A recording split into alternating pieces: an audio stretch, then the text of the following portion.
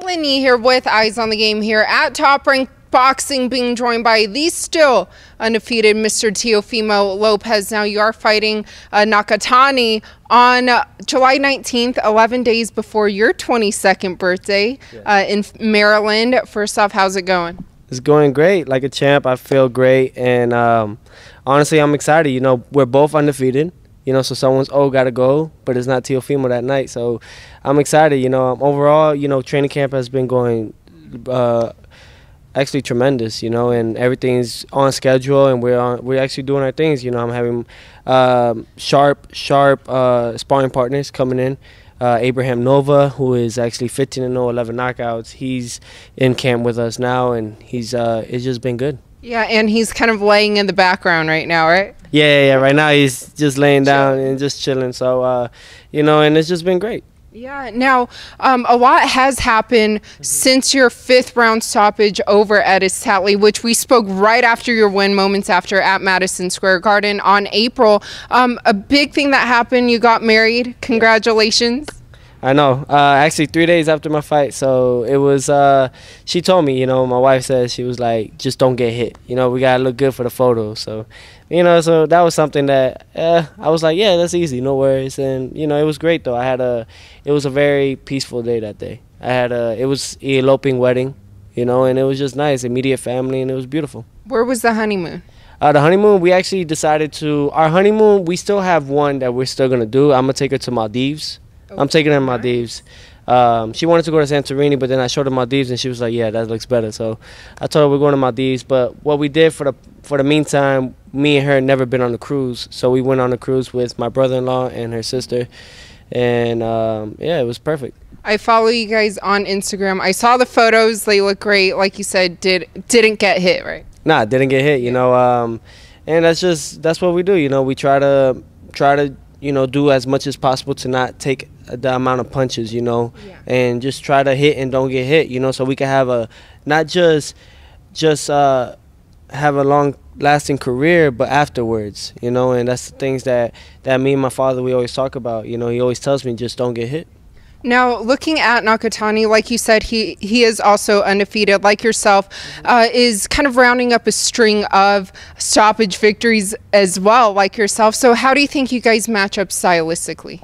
Stylistically, I mean, he throws a lot of jabs. You know, my father tells me he throws a lot of jabs. He tries to keep his distance and everything like that. But we know how to cut the basically the distance. We know how to cut the range, and we just close that gap that they try to keep from us, you know. And the moment he feels our punches and everything, and the moment I shoulder roll and just do different things that he hasn't seen yet, I'm pretty sure it's going to be a short night. What do you predict? Knockout. Which round? What round? You know, we'll see what he can handle. You know, I know when I fought Edis Tatley, I literally predicted the stoppage and everything. I said it won't go past 6 and it'll be with a body shot. You know, I feel like the thing is, my father doesn't want it to end with a body shot this fight, but he sees it. He feels like it is going to end with a body shot. Why though? Because when it's a tall fighter, that's what we go for. You know, our main key is for the bodies and stuff like that. And I just know I know where to hit. But it doesn't even have to be hard. Yeah, but why doesn't your dad want you to finish the fight that way? Because he feels like people are just always gonna talk, you know, like they just say like, he could have got up or something like that, you know. If it's to the head, a knockout, you know, you can't really say nothing about that, you know. So my father likes to shut people up in different ways, you know. But at the end of the day, it's me in the ring, you know, and he can only do so much outside the ring, you know, and I can only do what I have to do and just see where everything happens, you know. A stoppage definitely is what we're looking forward to come July 19th, and because we want to make a statement. This is for the IBF title, world title eliminator, and at the 135 pounds. So we want to make a statement, and this is the break point. This is where we break the ice, and that's when then we fight for the world title the next fight. Now, you have been making big statements in your recent fights, but you are also known for your post-fight victory dances or backflips. What can your fans expect this time around? This time around, you know, I was thinking, you know, something like Ray Lewis, some type of relationship celebration. I mean, you know, things like that. Just something that partakes with Maryland, you know, in D.C. since the Baltimore, you know, Baltimore Ravens, things like that. Something with sports, you know, whether it's football, baseball, soccer. But soccer is not even, you know, soccer is more like USA, but things like that, you know, just something where it's out of the norm. Yeah, kind of moved on from the Fortnite stuff? Fortnite, you know, we'll see. You know, I feel like, you know, it's kind of past it now, you know, and just the backflips are always going to be there, though. So that's something that you guys will definitely see 100% come July 19th is the backflip. And what comes before that, you guys got to just wait and see. Tune in, ESPN Plus app. And also, you will be at the Richard and Ray Beltran fight as well, right? Yes, I'll be there for sure. And, you know, this is great. This is great for boxing. You know, not just for Teofimo, but this is great for boxing worldwide. You know, you guys are about to see Teofimo fight for the world title. You know, we can't overlook Masayoshi Nakatani. You know, but as of right now, yeah, we'll be going over there to watch the Richard Comey Ray Beltran fight, and then afterwards go in the ring. Hopefully, they'll let me in the ring this time, and then you know, we'll go from there. But who do you think you will be staring down in the ring? I don't know. I know that Ray Beltran is a tough guy. You know, he's very tough, and he still has a little bit left in him, you know, in his tank. And, you know, Richard Comey, we got to see how he can handle that. So it's going to be a good fight. When do you think your fight with, you know, the winner of that one will take place? Not overlooking your next opponent, of course. Yeah, you know, it's one step at a time, but I'm looking forward to maybe during winter. So like the end of November, beginning of December.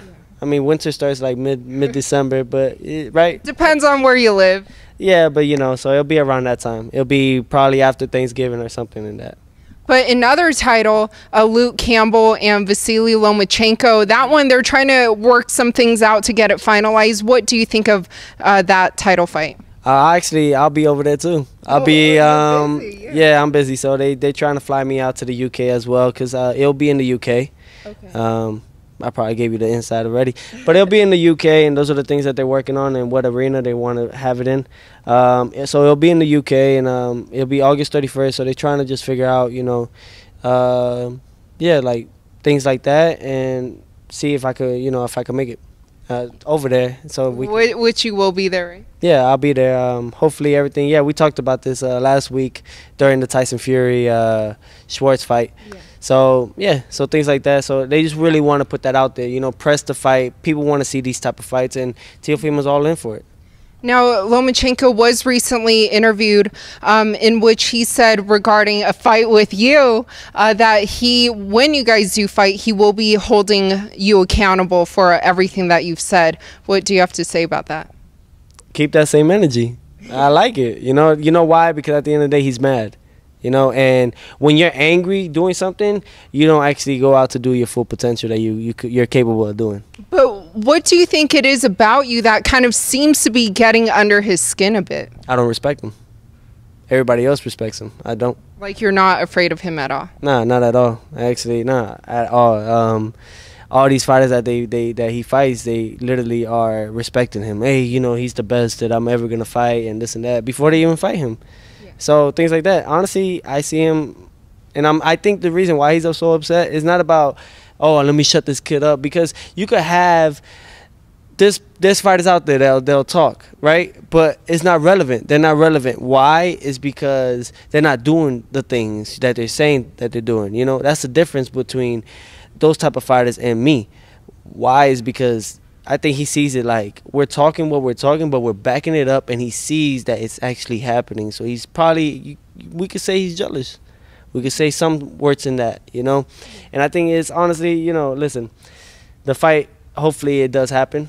I want to make it happen, and I know that we're getting under his skin. So we're already winning the first battle. But has Bob said anything about it happening early 2020? And I know you said you also want to move up in weight next year as well. Yeah, So the plan is, if everything goes to schedule and everything like that, you know, and God's by our side and everything, that we can make the weight and maintain just enough to make this fight happen. The schedule is, after the IBF World Title, Eliminator fight the champion for the IBF World Title. Then me and Loma, it can even be Luke Campbell, fight for all 4 belts next year.